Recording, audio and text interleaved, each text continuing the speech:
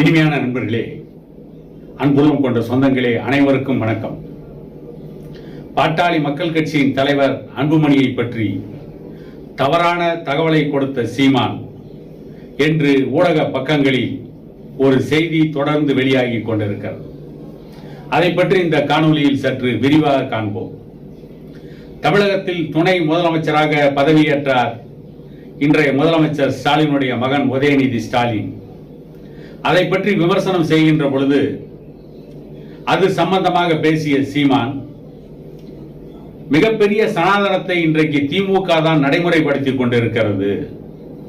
கலைஞருடைய மகன் ஸ்டாலின், ஸ்டாலினுடைய மகன் உதயநிதி என்பது இதுதான் மிகப்பெரிய சனாதனம் என்று பேசிவிட்டு, உதயநிதி ஸ்டாலின் ஒரு ஒற்றை செங்கல்லை எடுத்துக்கொண்டு மதுரை எய்ம்ஸ் மருத்துவமனையை பற்றி விமர்சனம் செய்தார்.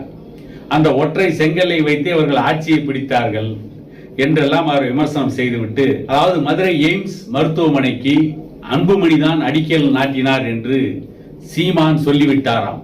அது மிகப்பெரிய தவறு என்று பல ஊடகங்களில் திமுகவை சார்ந்தவர்கள் பேசிக் கொண்டிருக்கிறார்கள். 2019ஆம் ஆண்டு நரேந்திர மோடி பிரதமராக இருக்கின்ற பொழுதுதான் அந்த எய்ம்ஸ் மருத்துவமனைக்கு அடிக்கல் நாட்டப்பட்டது. அந்த ஒற்றை செங்கலை வைத்து அடிக்கல் நாட்டினார்கள். அப்படி இருக்கின்ற பொழுது இவர் எப்படி அன்புமணி ராமதாஸ் தான் அடிக்கல் நாட்டினார் என்று சொல்லலாம் என்று திமுகவை சார்ந்தவர்கள், சீமானுடைய எதிர்ப்பாளர்கள் ஒரு செய்தியை பரப்பிக் கொண்டிருக்கிறார்கள். சில ஊடகங்கள் கூட அந்த செய்தியை வெளியிட்டுக் கொண்டே இருக்கிறது. மதுரை எய்ம்ஸ் மருத்துவமனை அமைக்க வேண்டும் என்று முதல் செயல் திட்டத்தை கொடுத்தவர் பாட்டாளி மக்கள் கட்சியினுடைய தலைவர் அண்ணன் அன்புமணி ராமதாஸ் அவர்கள். அவர் சுகாதாரத்துறை அமைச்சராக இருந்த பொழுதுதான் அந்த செயல் திட்டத்தை கொடுத்தார். அப்படி இருக்கின்ற பொழுது சீமான் உண்மையிலேயே நரேந்திர மோடி தான் அடிக்கல் நாட்டினார் என்று சொல்வதற்கு பதிலாக அன்புமணி ராமதாஸ் தான் அடிக்கல் நாட்டினார் என்று சொல்லி இருந்தால் கூட அதில் தவறு இல்லை. காரணம், அதற்கான செயல் திட்டத்தை கொடுத்தவர் பாட்டாளி மக்கள் கட்சியின் தலைவர் அன்புமணி அவர்கள். ஆகவே சீமான் அப்படி தவறி சொல்லியிருக்கலாம், மாற்றி சொல்லியிருக்கலாம், அதில் எந்த தவறும் இல்லை. ஏனென்றால் அந்த எய்ம்ஸ் மருத்துவமனை அமைவதற்கான பெரும் பங்கு, மருத்துவமனை அமைய வேண்டும் என்ற ஆவல், மருத்துவமனை அமைக்க வேண்டும் என்ற செயல் திட்டத்தை கொடுத்தவர் அன்புமணி ராமதாஸ் அவர்கள். அதைத்தான் சீமான் குறிப்பிடும் பொழுது அப்படி தவறுதலாக குறிப்பிட்டிருக்கலாம். ஆனால் அதை ஒரு பெரிய பிரச்சனையாக ஊதி பெருசாக்க வேண்டிய அவசியம் இல்லை. அவர் சொன்ன உதயநிதி ஸ்டாலின் மீது வைத்த குற்றச்சாட்டுக்கு அவர்கள் பதில் சொல்ல வேண்டும், அதை மறுக்க வேண்டும். அதை மறுப்பதற்கு திராணி இல்லை. சீமான் ஏதோ தவறாக சொல்லிவிட்டார், அன்புமணி ராமதாஸ் அடிக்கல் நாட்டவில்லை என்று வேண்டுமென்றே திட்டமிட்டு இப்படிப்பட்ட பிரச்சாரங்களை ஊடகங்களும் சரி திமுகவும் சரி தொடர்ந்து பயன்படுத்திக் கொண்டிருக்கிறார்கள்.